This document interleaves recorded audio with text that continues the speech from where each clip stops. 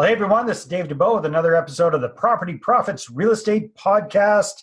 Today, it is my pleasure to be interviewing Steve Rozenberg all the way from Houston, Texas. How you doing today, Steve? I'm doing great. Thanks for having me on.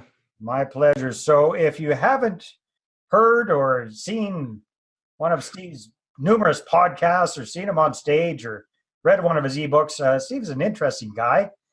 He's a professional pilot by trade. 9/11 kind of shook the world up for him as well. And he had to take a relook at things, and he got into real estate investing. He's done a lot with real estate investing. He's done hundreds of transactions. He's done single families. He's done multifamilies. He's done flips, done property management, written books, taught people, trained folks, you name it.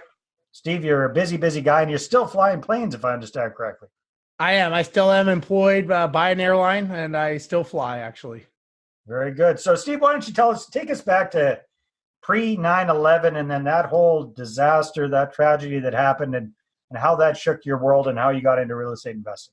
Absolutely, yeah. So, like everybody that wanted to do a job or a career, I was a young kid growing up, and I wanted to fly airplanes. Got hired at a young age with an airline and was flying for them. And had the best job in the world in my mind. I was flying 737s all over the U.S. and South America, Asia. And up until September 10th, I thought I had the best job in the world, most safest, secure job, airline pilot. I'm good. I was hired at 25 years old. And then 9/11 hit, obviously, tragedy, on multiple levels. But for me, the biggest shock and awe day was September 13th. And the reason I say that was September 13th was the day that I got delivered my furlough notice. So the safe, secure job that I thought I had on September 10th, within 72 hours, basically dissolved. And it went from, I've got the best job in the world, to, we don't even know if this industry is going to exist. And really, we don't even know if we need you anymore. So just in case, we're going to give you a 90-day furlough notice, and we'll let you know if we're going to exercise that or not, because you're really not important to us as you may think you are.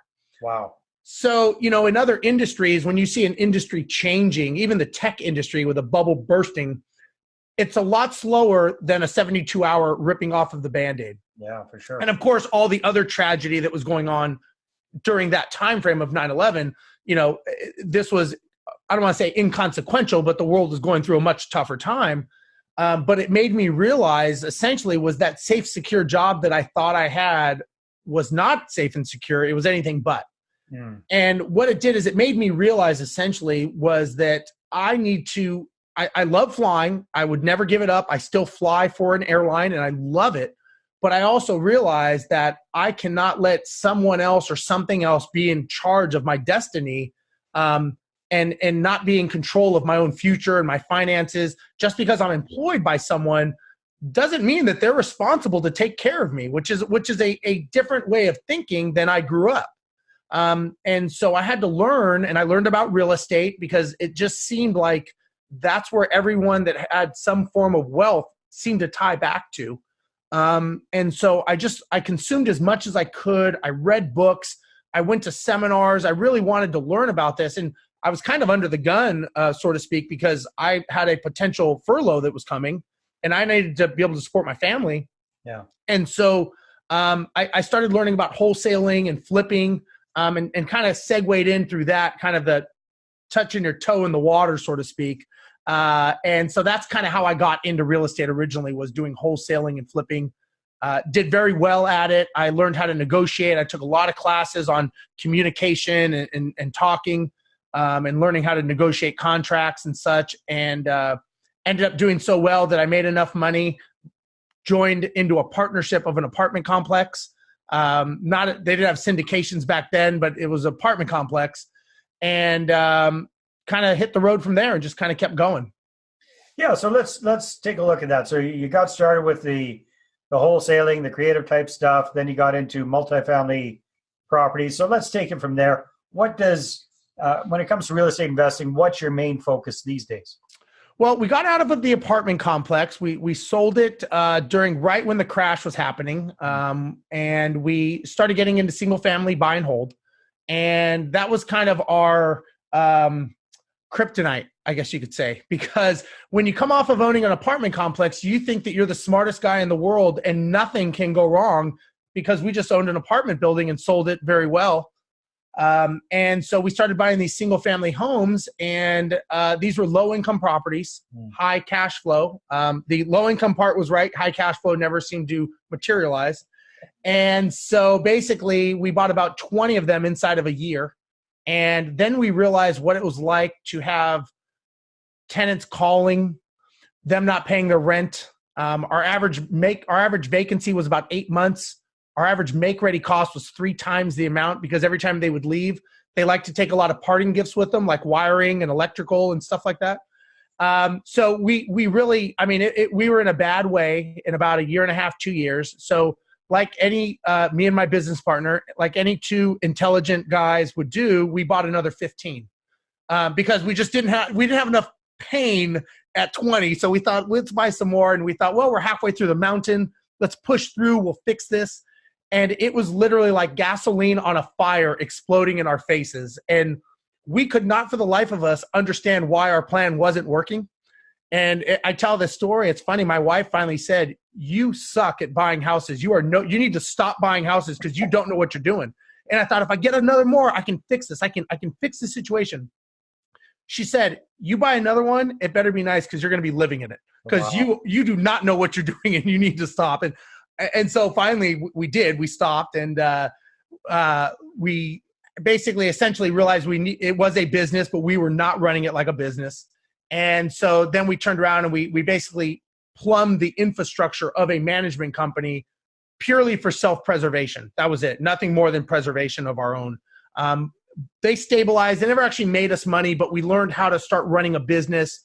The smartest thing we ever did was we got a business coach, and basically hired a business coach to guide us. Business coach was with us for the full time that we had our company. We grew our management company. At that time, we formed a company, started managing other people's assets, grew it to about 1,000 properties in 7 years, all through organic growth, and learned the fundamentals of a business: sales, marketing, accounting, you name it, HR, everything that goes along with running a company.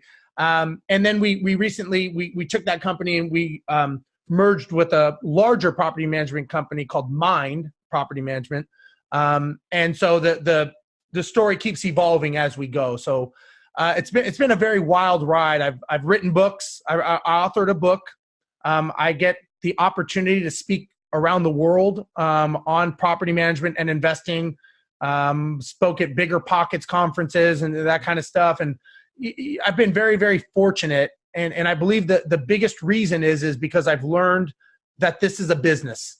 And I learned the hard way by getting taken advantage of, lost a lot of money, all those things. But I don't think if I had not done that and learned those valuable lessons, I don't think I would be here today.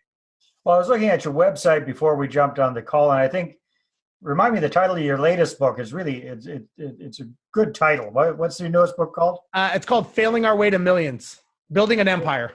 Beautiful. That's a beautiful title. Because so many people, myself included at different times, are so freaked out about failure. Yes. That, so many people don't take action. Now, we were talking a little bit off camera as well that a big thing that you like to talk about and teach people about is the whole mindset thing. Yes. When it comes to real estate investing. So why don't we kind of go along that path, if you would, sure. Steve? Because I think that's where absolutely. And I think that, a lot of people always want to know the how, right? Everybody wants to know, how do you do something? How do you get a deal? I think it's more important to ask yourself the why. Mm-hmm. And nobody really takes the time to ask themselves. And I was the same person, which I think is why I'm so passionate about this, that people never really sit back and say, why am I doing this? And they never set a goal, an end destination or a North Star. And they never really think about what it is that is the reason they are actually buying deals. What is their goal that they want to go to? And then the strategy. And, we all have this doubt and this negative self-talk and things that go on in our brains.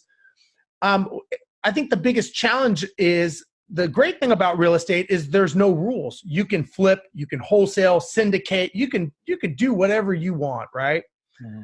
That's the great thing. The bad thing is there's no rules. You can flip, you can wholesale, you can do whatever you want. Options, right? There's too many choices sometimes. It's like, yeah, it's like I tell people, it's like going to the Cheesecake Factory and you look at the menu and it's 50 pages and you're like, I don't know what to get. I think I want to leave, you know? And so the challenge is I think everybody is, when they get into real estate, they're waiting for someone to give them that advice. They're waiting for that one word or phrase of advice. And I tell people that doesn't exist. You being successful is made up of a lot of good decisions, not one great decision. So there's not one great thing that you're going to do today that's going to get you across the goal line. It's a matter of doing things good consistently, and it's not perfection, it's persistence. And I've learned that myself. And, you know, we're all going to have bad days. We're all going to doubt ourselves. We're all going to make mistakes. And it's just a matter of just getting back up. And, you know, I think a lot of people have this illusion of balance. You know, I think balance is a very wrong, misused term, because I don't think there's such thing as balance. I think there's balance and counterbalance. Yeah. And I think you got to go one way and go to the other. And a lot of people want to live this life, this illusionary life of investing, that they're not going to do anything and they're going to get passive income and it's going to be so easy. And we're all going to be sitting on the beach and we're going to be laughing and joking as we get on the yacht because we're making all this cash flow. Yeah. And that's just not reality. And I think it's because a lot of them were sold on an idea from a salesperson who was selling the course. And I think that's the biggest challenge that I try to impart upon people, that that's not reality. Reality is what you wake up in every day. So what I want to ask you there, Steve, because again, you know, a lot of us have heard you really have to figure out what is your why when you get into, well, pretty much any endeavor.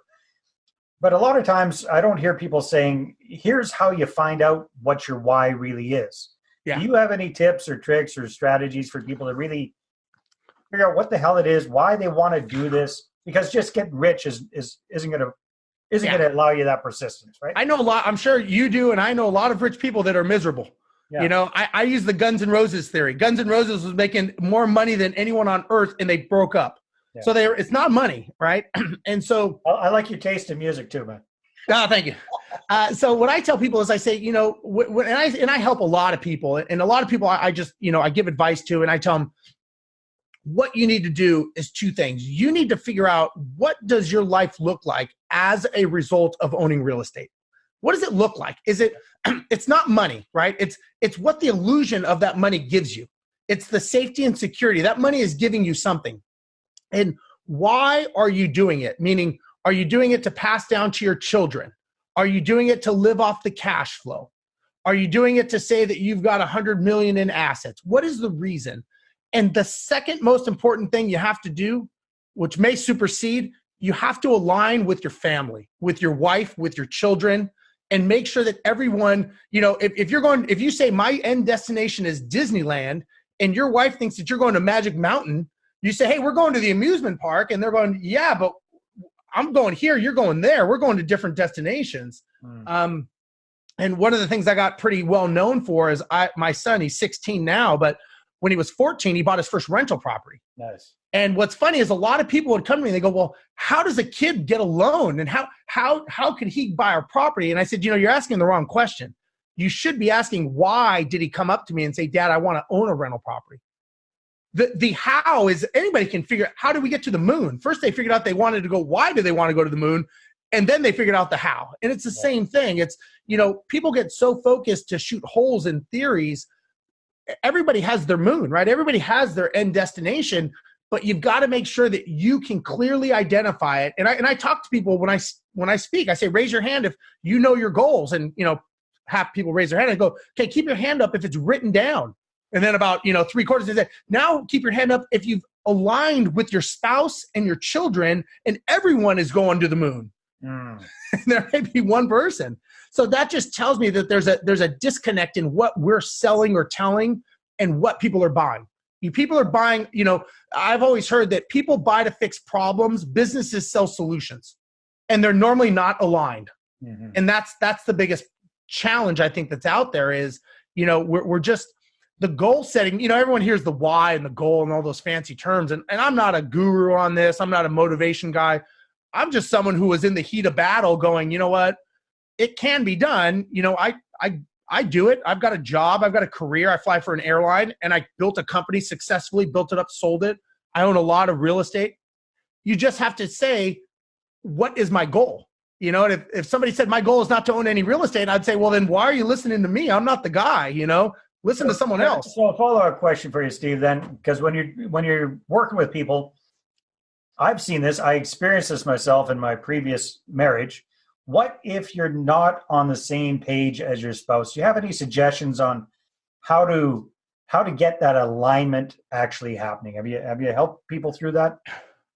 I have not, so I'll disclose that. But what I would say, and it's tough, right? Because, you know, you may be out there, you go to a seminar and you come home and you're telling your wife, we're doing this and we're doing this. And she's going, oh my God, here we go again. Another 3 weeks of him going crazy till he stops doing it again, right? And then and you got all these notes and you're making Post-its all over the house and, you know, saying mantras and sayings and stuff.